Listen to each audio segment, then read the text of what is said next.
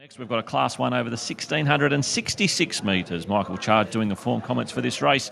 Chargy, let's kick off with your top pick. Number 1, Vintage Choice, Annabelle Neesham, Ryan Maloney, 61.5 kilos, but has Saturday Sydney form. He's a lovely horse, isn't he? He hasn't won since his 2-year-old days overseas, but he had the 4 runs back, and I thought he was great too back at Rose Hill over 1,500 metres in a much, much tougher race. He's placed to perfection. He's just got to carry that weight, but I think he can win this.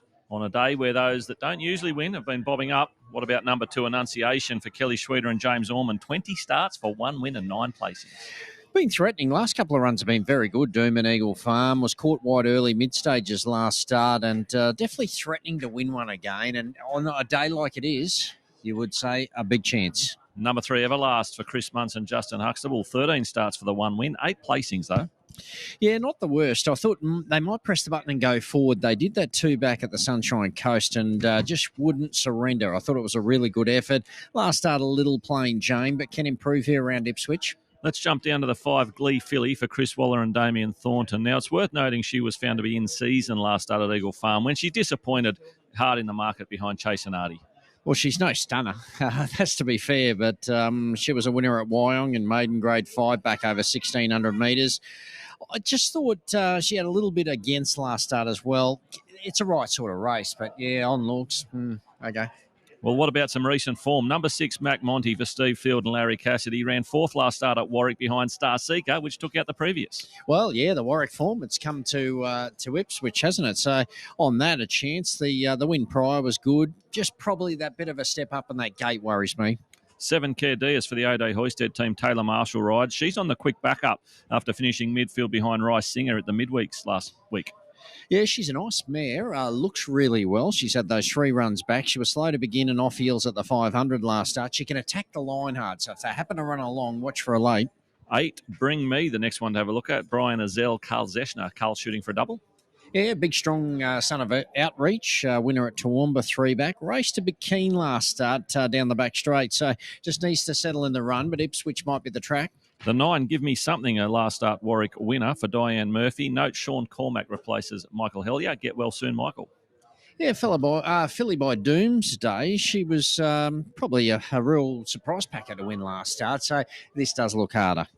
The 10, the next one to look at, Lights Vision. Naomi Hemmings teaming up with Wanderson Davila. Going okay in easier races, but this is another big jumping class. Gets the tongue tie again, does Lights Vision.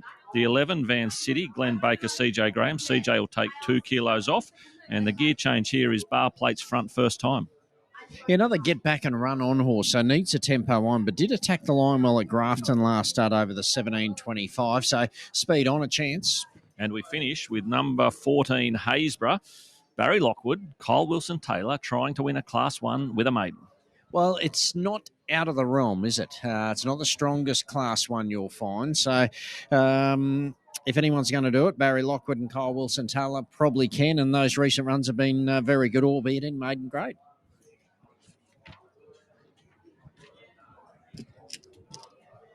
Right.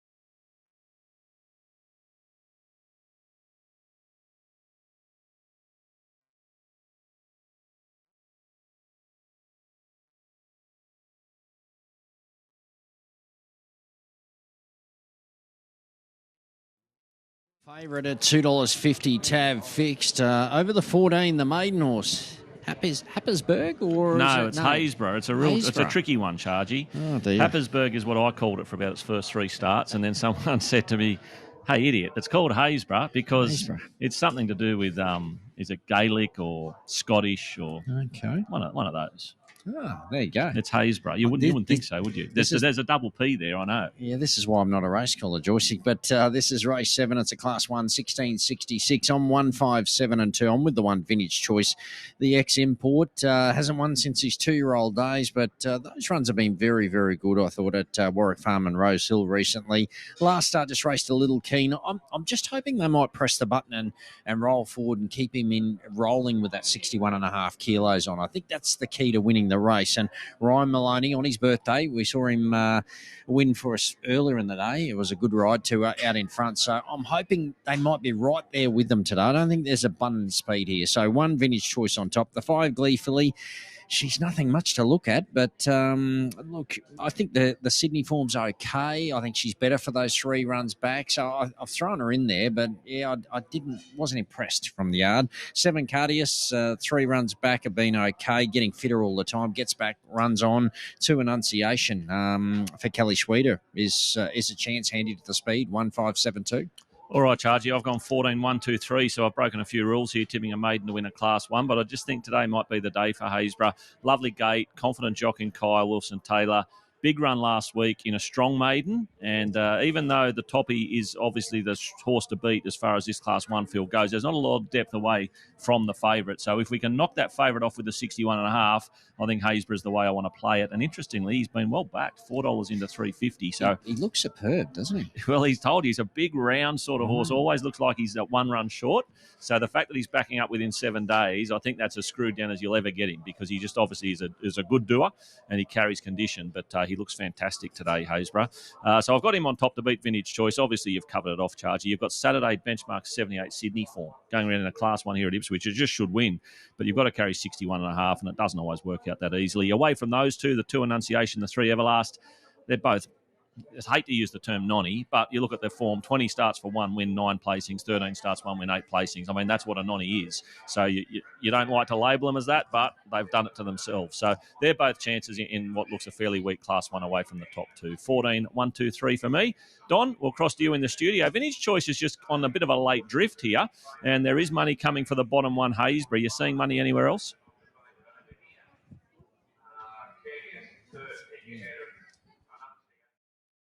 Happisburgh has been the firmer here, late $4 back into $3.40. Carideus, $7.50 into 7, does tick back out to $7.50 as I speak. And if you're looking to play around the top couple in the market, on the move here is Gleefilly, $11 into 9, now $9.50. And Bringme has had some specking too, $41 into $26. Tab book shows the best backed runner is Vintage Choice. We've taken twice the money for it that we've taken for Happisburgh. And Annunciation, who's $8.50 back into $8 here late, 3rd most popular with Tab customers. Let's head upstairs ahead of the 7th. Josh Fleming. Looking like for now the top weight might jump the favourite, but Happisburgh has been well backed. Now Annunciation Gleefully, and here's Cadius about to move in and give me something. Mac Monty, Everlast, and Bringme, and Lights Vision up from Warwick to move in as well. So about 6 or 7 to move in. 290 Vintage Choice. Happisburgh is just back to 360. Cadius is into 7 late. Annunciation is $7.50, $8 Everlast. Now, Lights Vision going in. So we wait for Annunciation Gleefully, Mac Monty, Bringme, and Everlast to move in. So about 5 to come up. Gleefully walking into line. So Bringme about to go forward for Carl Zetchner, who rode an early winner in Just a Statement. Now, Mac Monty going forward, and Annunciation and Everlast look like they'll complete the lineup. The hood going on Everlast behind the barrier.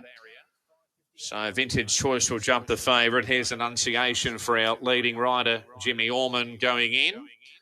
And Everlast will complete the line. So the field nearly right to run. Bringme has the inside. And they've all moved in. Gate 5, the favourite, Vintage Choice. So, light turned on. Just waiting. Forgive me, something is on the toe. Now we're right. The gates open. They're racing. And Vintage Choice away well. Favourites in front. Early doors here from booting up as Bringme. Happisburgh is right up there. Everlast is handy. Likewise, Is Lights Vision 3 and 4 wide going forward. Cadius the inside of Give Me the Something. Annunciation looping forward out 3 and 4 wide ahead of Mac Monty. Further back to Gleefilly. A length and a half to Van City. So in front's Vintage Choice here. And second on the outside, Lights Vision. Followed further back by Bringme on the rail, Happisburgh. 3 wides Everlast. And they're clear from Cadius and Mac Monty. Further back to Give Me Something. Annunciation's gone back again to third last out 3 wide, followed by Gleefully on the fence. And last of all is still Van City. In front, Vintage Choice here by a length, and second scrubbed along as Lights Vision. Everlast has been wide, followed by Happisburgh. Bringme's on the rail. Further back to Mac Monty. Cadius on the fence. Annunciation's had no luck out 3 wide. Gleefully the inside, back about third last there. Follow further back on the run by Give Me Something.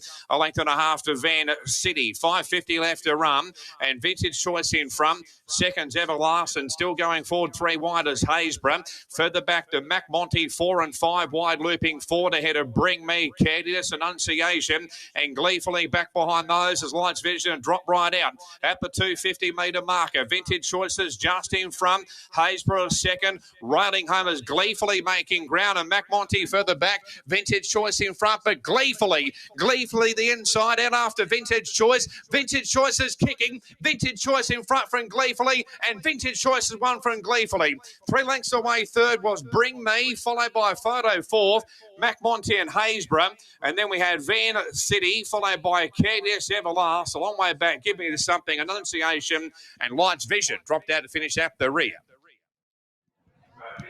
Ronnie, on his birthday, gave that an absolute peach with the weight. He was positive. He was a bit cute, Joycey, but didn't fight back hard. Gleefully actually headed Vintage Choice, but then all of a sudden he just clicked into gear again, Vintage Choice, and he went on by. Gleefully tried hard, good ride, good steer up the fence, but in the end, Vintage Choice was just too classy. The 8, Bringme, has run a good race to finish in third, and will stand by for fourth, but gee, that was a nice win. Vintage Choice. He looked well placed today, and he was just able to lead pretty comfortably. Gave him that break before the corner, and he had them all off the bit chasing. And when you saw Gleefully poke up the fence, and I thought, oh no, he's gone. But he just found again a really good performance, and he probably needed that too, the confidence booster. And he was solid. 158, still a photo for fourth, but a good win, good steer, wasn't it, Joycey? Yeah, lovely steer. You wanted a positive ride with that 61.5. You didn't want to get stopped starting, and he certainly did, and he sort of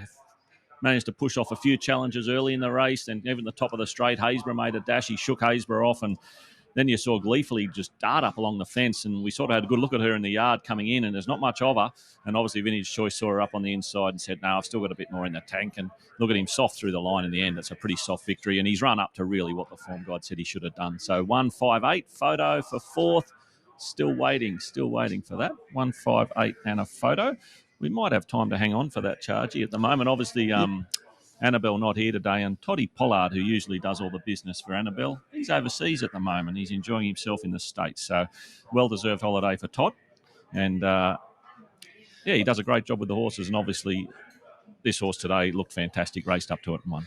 I think that's probably a real confidence for him too, Vintage Choice, because he hasn't won for a couple of years. He was overseas as a 2-year-old. He's had those 5 runs here this time in, and look, they brought him here up to Queensland, obviously, for a bit of easier racing. He was so good, too, back at Rose Hill in a much, much tougher race. And another win or two maybe in the provincials, he might go back to the city over a trip. Oh, for sure, I'd expect. We still don't have that 4th number through yet, Chargy, so we'll have to leave that for now. We'll get the team to put that up once it finally comes through, but nothing on the semaphore board, nothing from upstairs. So at this stage, it's officially 158 and a photo. Let's head back to Don in the studio.